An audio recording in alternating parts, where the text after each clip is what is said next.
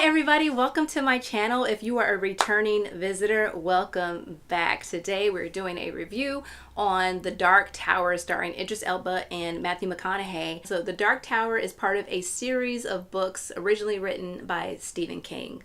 If you would like to get more videos, please subscribe to my channel. Also hit the notification bell so you get all the videos once I upload them. So again, The Dark Tower is starring Idris Elba and Matthew McConaughey. So the basic plot of this movie is that there is this dark tower, and so as long as it's standing, it is protecting this sort of universe of worlds where Earth is included in that, the Earth that we live in is included in that, and if it falls, then the protection comes down and all of the terrors and horrors on the outside are going to try to come in and are going to rain chaos all over all of the worlds. Matthew McConaughey plays the Man in Black, who is seeking to destroy the tower and let all the evil in. Idris Elba plays the gunslinger. He is one of the people whose job it is to protect this tower, but over the years, he has gotten very bitter, very jaded. He's the last one, and so he has no concerns about that. But he does want to get revenge on the Man in Black for murdering his father. And then you have Jake Chambers. He is played by Tom Taylor, and he is a young boy that has this special psychic ability called the Shine. Stephen King uses that terminology in some of his other books, including, guess what? The Shining. And Jake has had visions of all of these happenings that have occurred in all these different worlds. Okay, so first thing I should say is that I was actually really interested in seeing this movie. The trailer had me all excited. I really wanted to like this. And maybe because of that, because my expectations were up so high, that it really fell short of those expectations. Or maybe it's not even that. Maybe it just wasn't executed well, and that's the reason why I didn't really enjoy it as much as I did. So there you go. I already threw it up in the beginning about how I feel about this movie. Okay, let me get a few things out of the way. First of all, I love Idris Elba. I will watch anything he's in. I really love Matthew McConaughey a lot.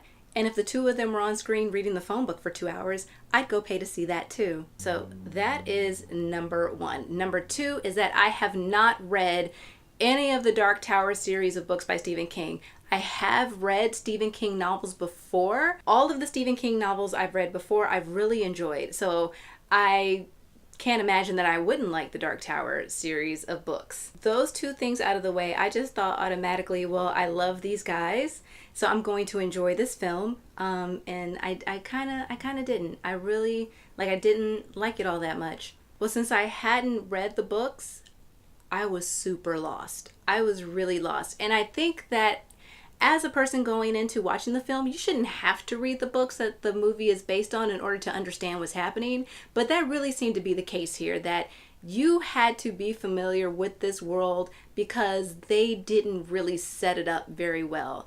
They didn't establish it in a good way. I just kept having this feeling of disorientation the whole time I was watching this movie.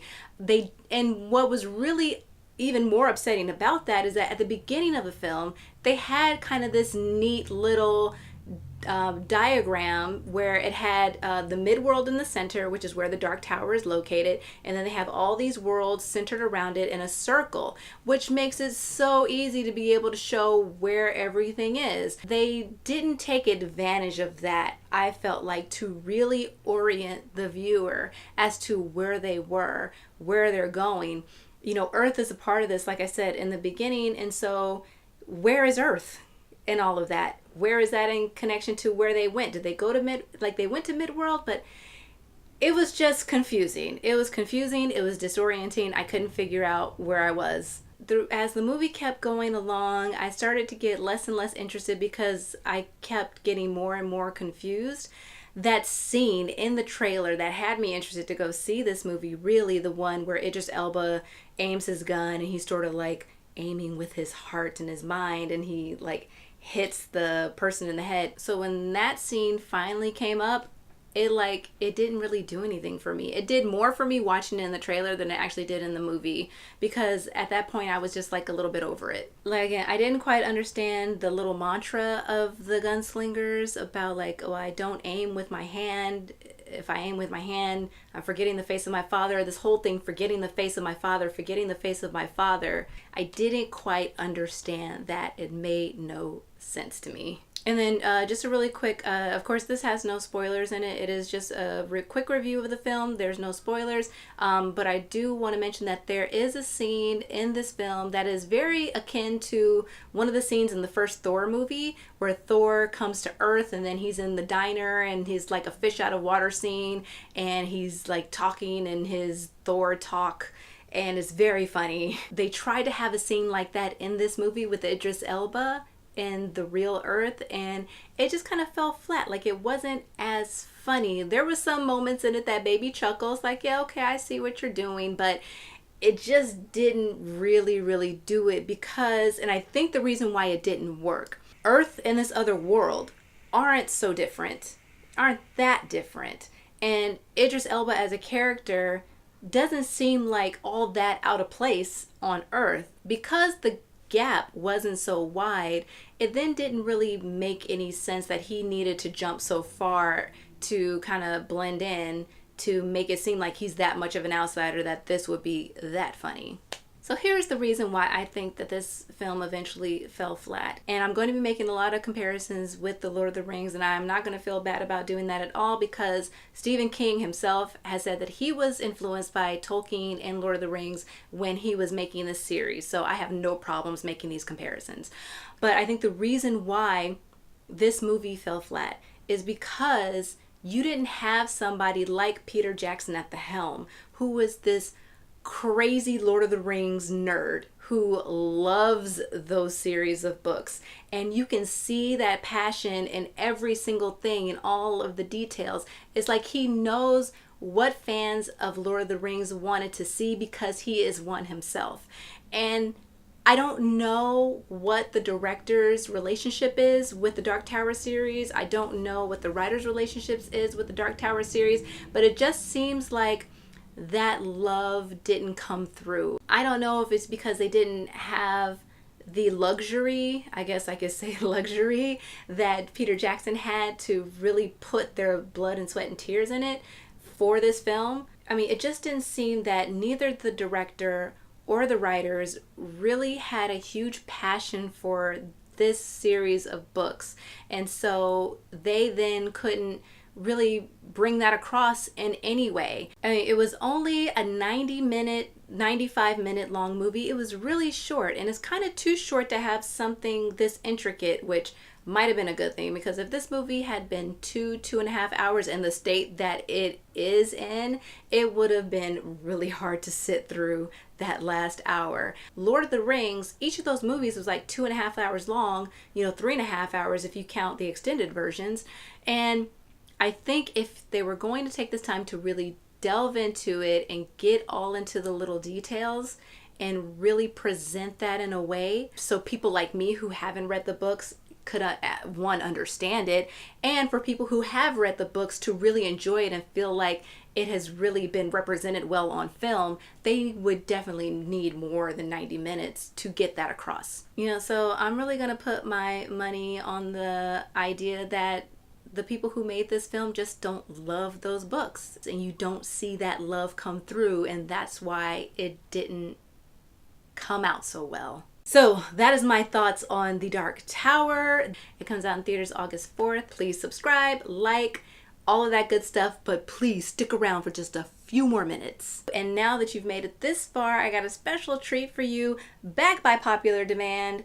Well, not really popular demand. One person asked for this, so you're welcome. It's trailer time! This is where I tell you about all of the trailers that happened before the movie, let you know what the studios want you to see next. Why do I do that? Because I know you're not getting to the movies on time. I know you playing that game where you're like, well, we got a 15 to 20 minute buffer, so we can get there in time before the actual movie we went to go see actually starts. So I'm going to tell you what's coming up next. Maybe you get excited about it, maybe you won't. Let's check it out. Up first, Birth of the Dragon. This is another biopic about Bruce Lee, except this one takes place when he is really starting his martial arts training in San Francisco. It's before he becomes this legendary kung fu film star, and it kind of rubs some people who are more in the traditional Chinese practice of it the wrong way, and so this is where it comes to a head in this epic fight occurs between Bruce Lee and this other master. I mean, it said summer, but summer's almost over for 2017, so I'm guessing they mean 2018, maybe? Next up, The Foreigner, starring Jackie Chan and Pierce Brosnan. Now, we're used to seeing Jackie Chan. He is legendary for having martial arts movies mixed with comedy. He is perfect at that, but this one is a little darker, and I'm kind of interested in seeing Dark Jackie. Mother! Exclamation point. It stars Jennifer Lawrence and it is a Darren Aronofsky film. Also stars Javier Bardem. Now this is a teaser trailer, so they didn't really give too much away. It's basically Jennifer Lawrence walking around a house with a bunch of dialogue played over it, and it starts nice and it starts to ramp up in intensity as it goes through, as she's just walking through this house. It kind of seems like it's like a bed and breakfast kind of situation. I really don't know what's happening. It is a Darren Aronofsky film, and it kind of seems like it's going to be along the same vein as Black Swan, where it's more like a psychological thriller where somebody is probably slowly losing their mind, which I don't hate. So I want to see more. I want to see more of what this film is about. And that film comes out September 15th, so kind of right around the corner. Thank You for Your Service is a film about soldiers returning home from Afghanistan after their turn in the war, and they're adjusting to life at home. This one stars Miles Teller and a bunch of other young men who are playing soldiers dealing with that difficult adjustment period. Next up, Kingsman: The Golden Circle.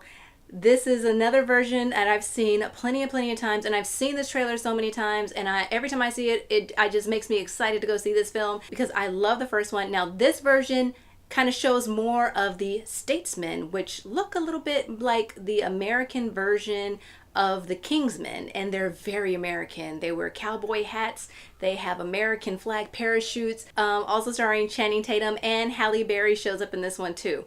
Can't wait to see that. That comes out September 22nd. It by Stephen King. Now trailers have been floating around for this for a while, so you've probably seen a couple yourself. It comes out September 9th. Now one thing that did strike me, because I have read the novel and I did see the original film version of it, and it does go over a few decades because the way of it is like, it's like a cyclical nature. The way that this terror that is terrorizing this town works is it works over the years.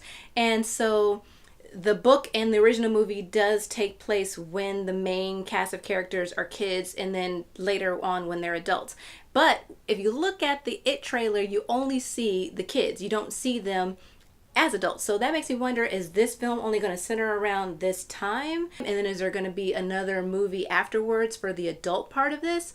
How are they going to do this? I'm really interested to see. Only the Brave. It is a film about a group of firefighters trying to get a hold of a dangerous forest fire threatening to burn up a lot of people's homes. This also stars Miles Teller. This is the second trailer that I've seen Miles Teller in on this day in this movie. Like, this kid is on fire. No pun intended. Well, kind of intended. Did you pick that up? Because they're firefighters.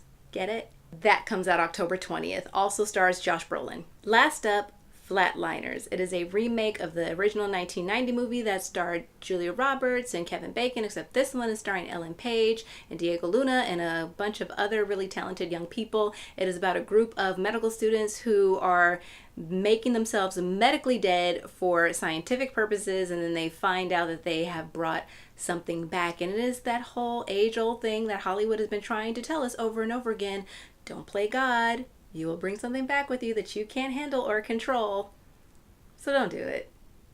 Alright, so that is it for trailer time, and also that is it for this video. Thank you so much for sticking around. If you like what you saw, please subscribe to my channel. Also make to hit the notification bell so you can get updates whenever I post a new update. If you really like this video, or even if you just kind of like this video, go ahead and hit the thumbs up and let me know. Also, if you haven't seen The Dark Tower, are you planning to go see it? If you have seen it, what did you think? Did you hate it? Did you love it? Tell me about it in the comments below and let's have a conversation. Also, follow me on all the social medias. Let's chat there. I'm all over the place. Thank you again so much for watching, and I will see you on the next one.